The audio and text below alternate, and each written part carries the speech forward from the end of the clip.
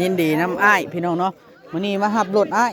รถเฮ็ดร้อยพี่น้องเอ้ยเนาะเป็นหุ่นใดเฮ็ดร้อยที่เธอนี่เนาะเพิ่นเว้าว่า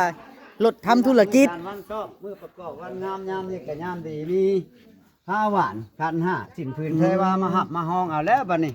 รถคันนี้มาขับเรือนคุณสร้างของอาสุขได้คิดเงินได้มือกามคิดคำได้มือล้านอยู่กับบ้านสิได้แต่เงินแต่ทองรถทางห้างทางนี้ในบาทนี่นะไปบ่ให้ข้ามาบ่ให้ของไปครับไปผูกแขนเป็นไรทุกคน ได้เรื่องอยู่ได้เรื่องอยู่เอาอาสุขละพายนี่สิได้พายคักแล้วคักแล้ว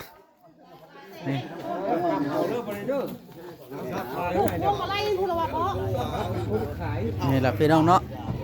อันนี้เป็นรถของลุงตุ๊กลุงเชม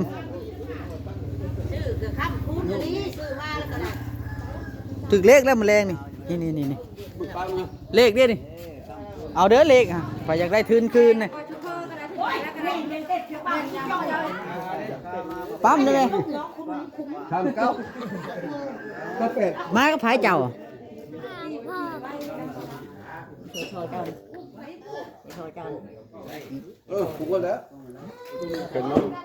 เอ็มร้อยไผ่นี่นะเหล้าเอาแก้วกันนะไอ้เชื่อเหล้าตะกี้ติดเถอะเห็ดน้ำอ้ายเมาแท้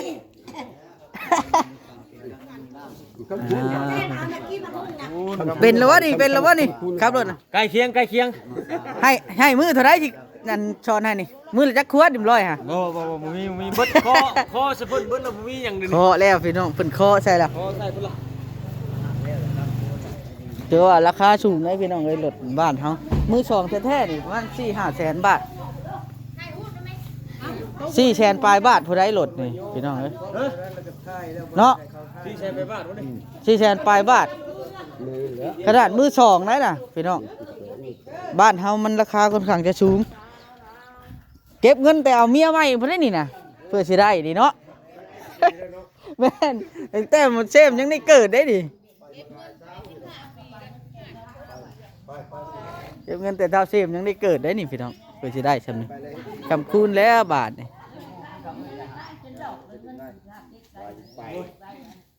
อ๋อที่เถอะถึกเลขก่อนมื้อแรกนี่นะเฮาสิไปจัดคันถึกเลขเฮาสิเอาเบิ่ง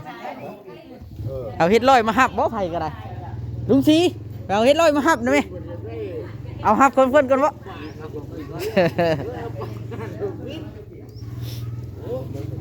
ชุดละกันเอาชำนี้นะชุดละเนาะเท่าแต่สปริงอันคาดมันอยากแข็งแห้งเนาะยังไม่คาดมันอยากแข็งสปริงคาดมันแข็งมันใหม่เลยไปนั่งตรงนั้นไปบาดนี่ล้างมือกินข้าวกินน้ำได้บาดนี่อีนางเห็นรถไหมมั้ยนะ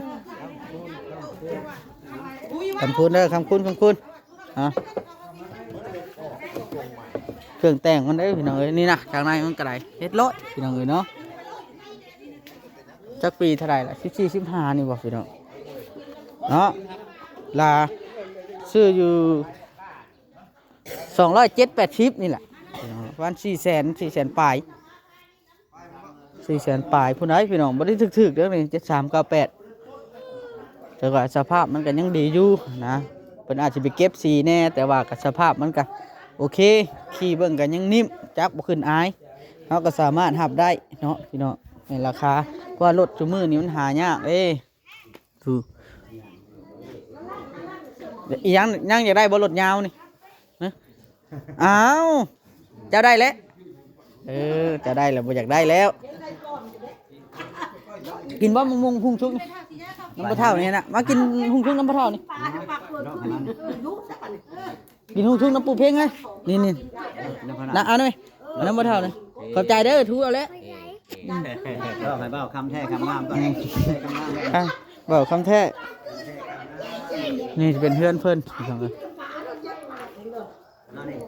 จักแต่หึงวันไหนแล้วเฮาบ่ได้มาเฮือนลุงตุ๊กจนแล้วเฮ็ดเฮือนหลังนี้จนแล้วเนาะทางนี้นะคือว่าแต่เฮืองแห้งได้บ่ได้มาเฮือนลุงตุ๊กจนเฮือนหลังนี้แล้วเนาะ นี่นี่นี่นี่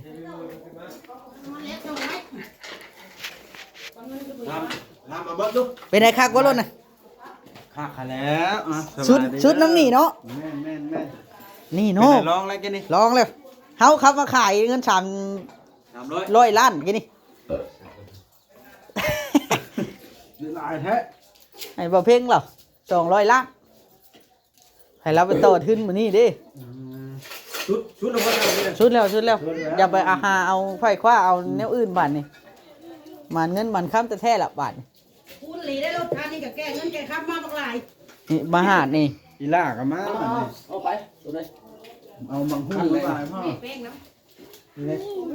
ใกล้แล้วกินตัวนี้ ำกินเราถามอยู่ อืม ไอ้รถโทรไปปาดได้ค่ะโอ้ยมันมึงพ่อ บีบได้ไหม กินเด้อ ถึงมาป่า ชื่อมาเอ็ดเพียงเบียร์ผู้ใดจะกินเบียร์ในนี่คือบ่ได้มีคนกินเนาะ เอามา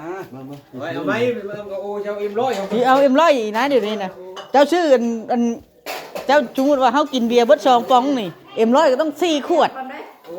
จะอีเก่งไงนะ บ่อยากเข้าเอามาว่าที่ไปเข้าไปทั้งน่ะไปทั้งน่ะ ใบเพียง กินน้ำบ่กินข้าว เฮาล่ะลงเฮากำลังตื่นลุกตื่นฮือเพิ่นหับแล้วหรือบ่เฮาอ่ะ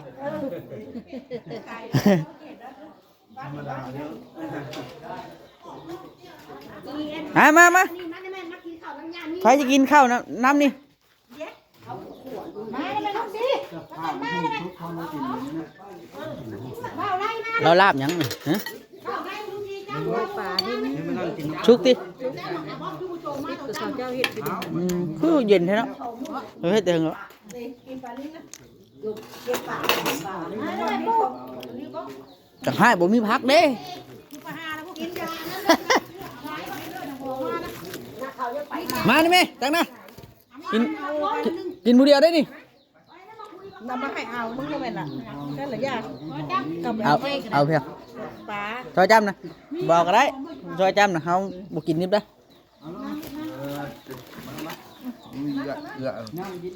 อาหารการกินเรื่องเนาะ กินข้าวหมูนี่ข้าวหมูนี่